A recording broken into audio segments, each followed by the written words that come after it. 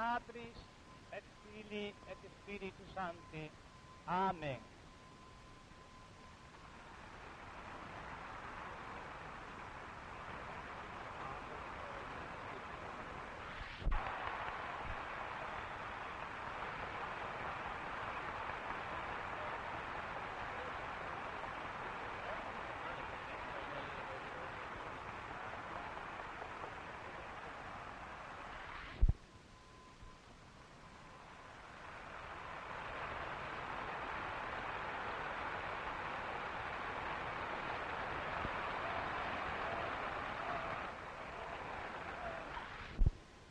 Custodian of this flag, I can assure you that this flag will be returned to this brigade in a free Havana.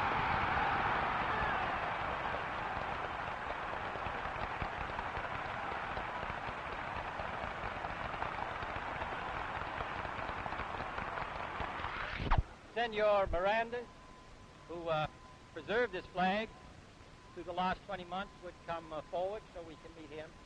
Quisiera que el señor Miranda, el soldado Miranda,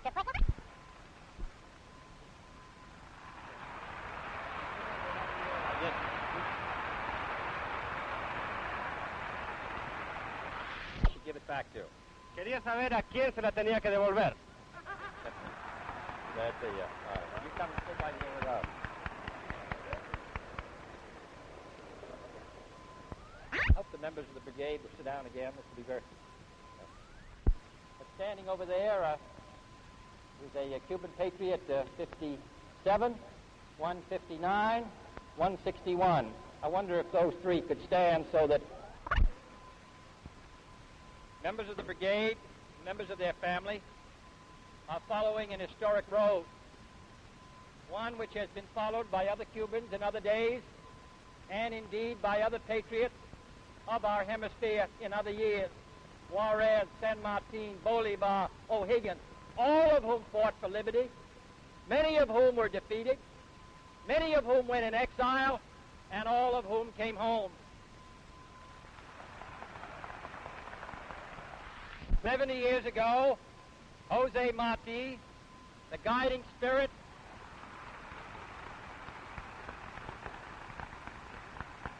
of the first Cuban struggle for independence, lived on these shores. At that time, in 1889, the first International American Conference was held, and Cuba was not present. Then as now, Cuba was the only state in the hemisphere still controlled by a foreign monarch. Then as now, Cuba was excluded from the Society of Free Nations. And then as now, brave men in Florida and New York dedicated their lives and their energies to the freedom of their homeland. From behind prison walls. But you leave behind you more than 6 million of your fellow countrymen who are also, in a very real sense, in prison. For Cuba is today, as Marty described it many years ago, as beautiful as Greece, and stretched out in chains, a prison moated by water. Esta brigada On behalf of my government and my country, I welcome you to the United States. I bring you my nation's respect for your courage and for your cause. Our primary gratitude for your liberation must go to the heroic efforts of the Cuban Families Committee, Mr. Sanchez and others, and their able and skilled negotiator, Mr. James Donovan.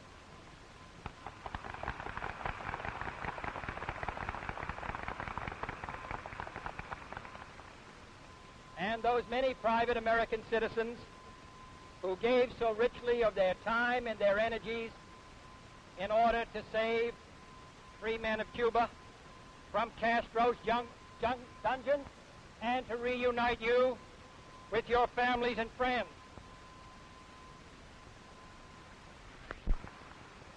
Their efforts had a significance beyond the important desire to salvage individual human beings.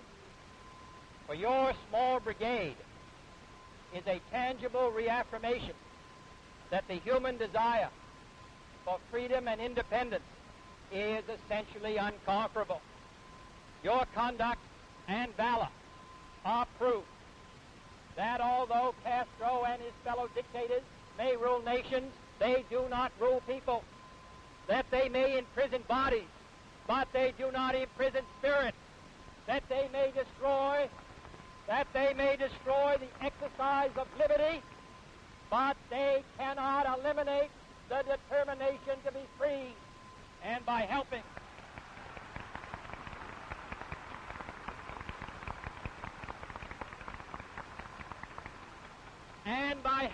to free you, the United States has been given the opportunity to demonstrate once again that all men who fight for freedom are our brothers and shall be until your country and others are free.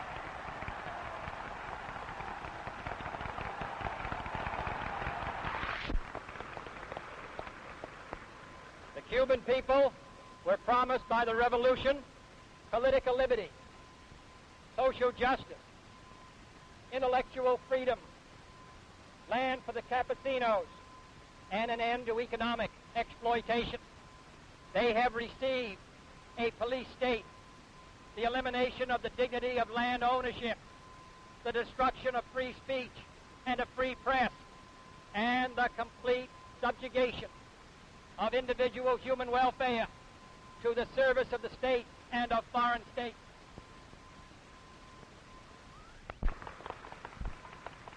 Under the Alianza para el Progreso, we support for Cuba and for all the countries of this hemisphere the right of free election and the free exercise of basic human freedoms. We support land reform and the right of every campesino to own the land he tills. We support the effort of every free nation to pursue programs of economic progress.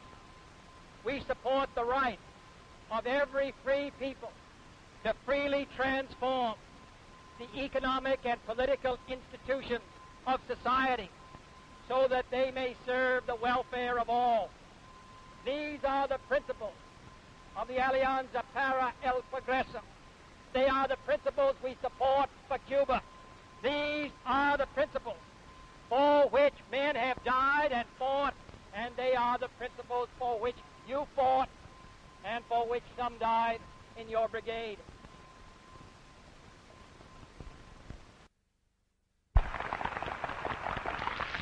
The brigade is the point of the spear, the arrow's head.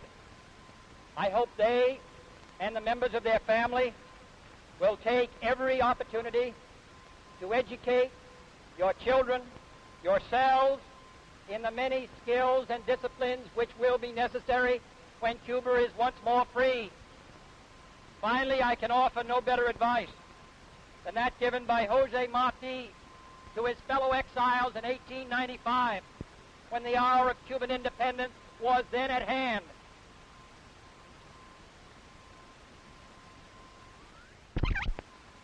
Let the tenor of our words be, Marty said, especially in public matters, not the useless clamor of fierce vengeance, which does not enter our hearts, but the honest weariness of an oppressed people who hope through their emancipation from a government convicted of uselessness and malevolence for a government of their own, which is capable and worthy. Let them see in us, Marty said, constructive Americans and not empty bitterness.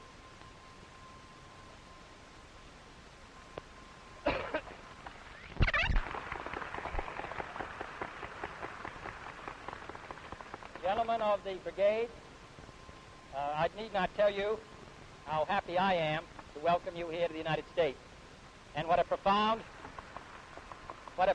impression your conduct during some of the most difficult days and months that any free people have experienced what a profound impression your conduct made upon not only the people of this country, but all the people of this hemisphere.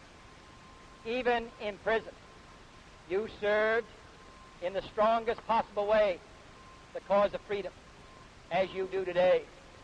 And I can assure you that it is the strongest wish of the people of this country, as well as the people of this hemisphere, that Cuba shall one day be free again.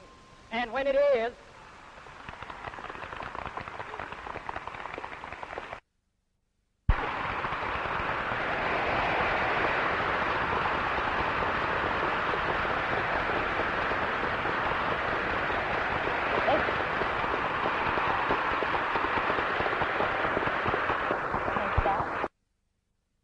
Day. Buena suerte.